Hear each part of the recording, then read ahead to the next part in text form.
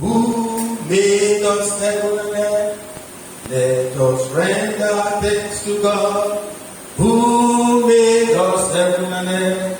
Let us render thanks to God, who made us heaven and earth. Hallelujah. Hallelujah. Hallelujah. Let us render thanks to God, who made us heaven and earth. Let us render thanks to God, who made us heaven and earth. Let us render thanks to God, who made us heaven and earth. Hallelujah. Hallelujah. Hallelujah. Let us render thanks to God, who made us heaven and earth. Let us render thanks to God, who made us heaven and earth. Let us render thanks to God, who made us heaven and earth. Hallelujah. Hallelujah. I put the name of Jesus upon the service of today and upon this television ministry. Pray that the word of God will reach out to everyone to inspire, to heal, to impact, to promote, and to raise in life. Even as we go into God's word that is able to save the souls of the hearers. We pray that all our listeners, all our hearers, all our viewers be blessed wherever they are.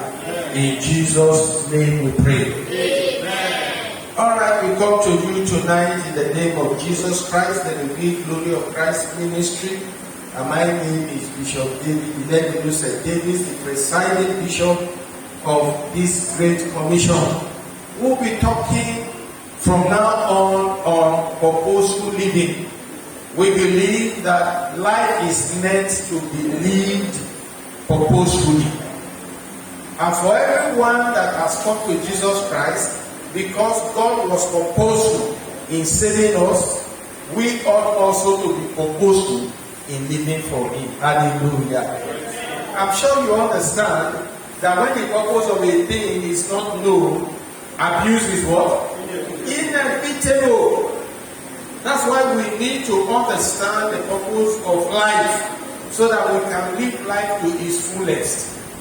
The program that you are watching right now is set to turn your mentality around, your attitude around.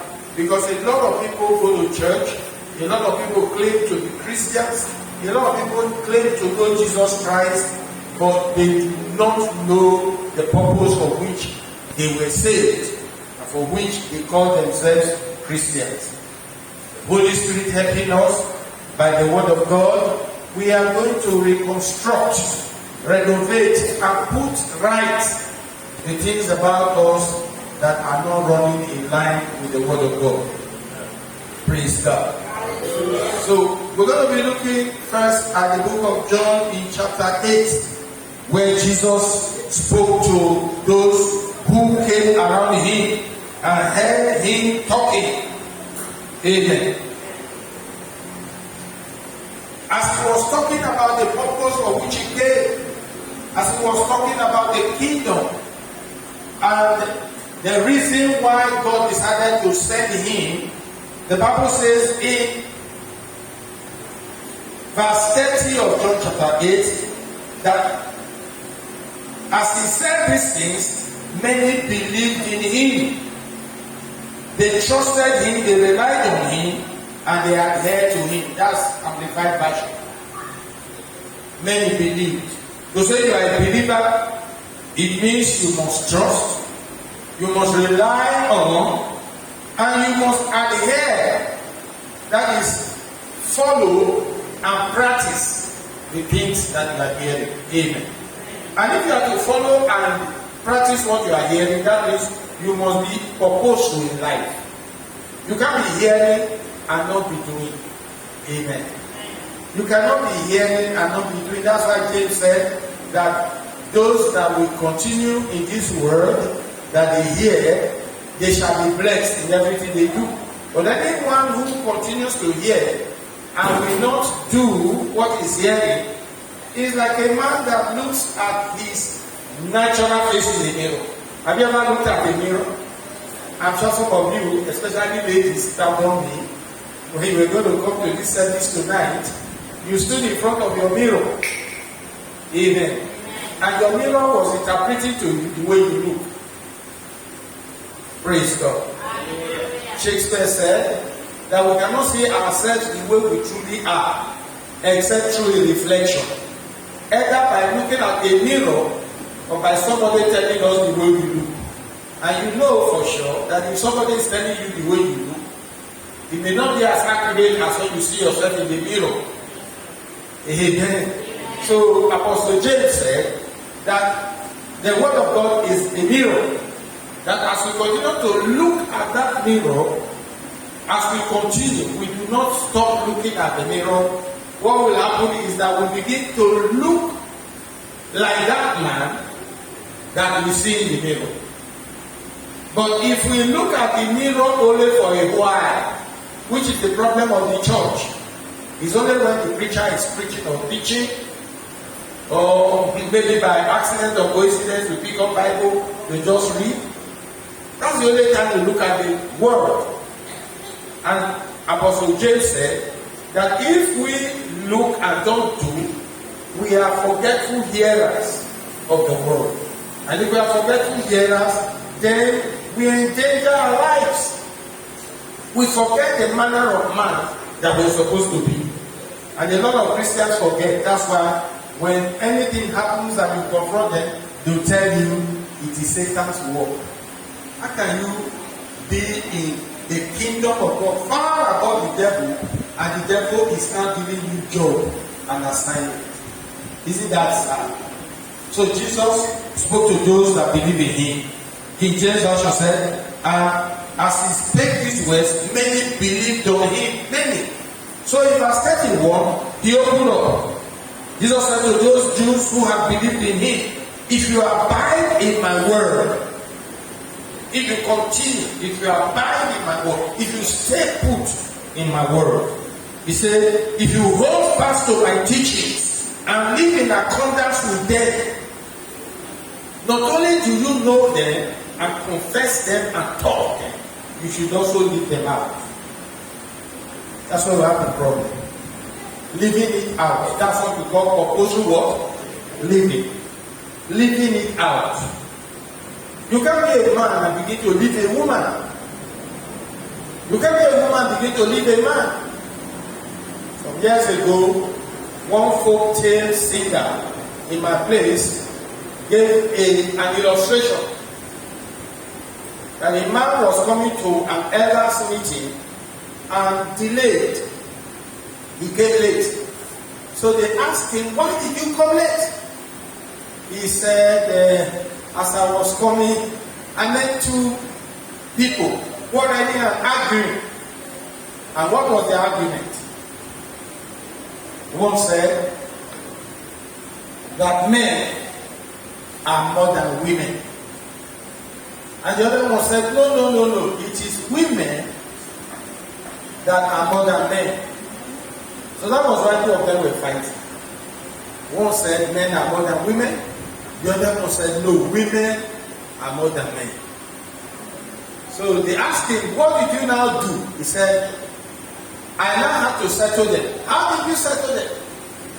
I told them that women are more than men. That those men who cannot stand by their word, they are also counted as women.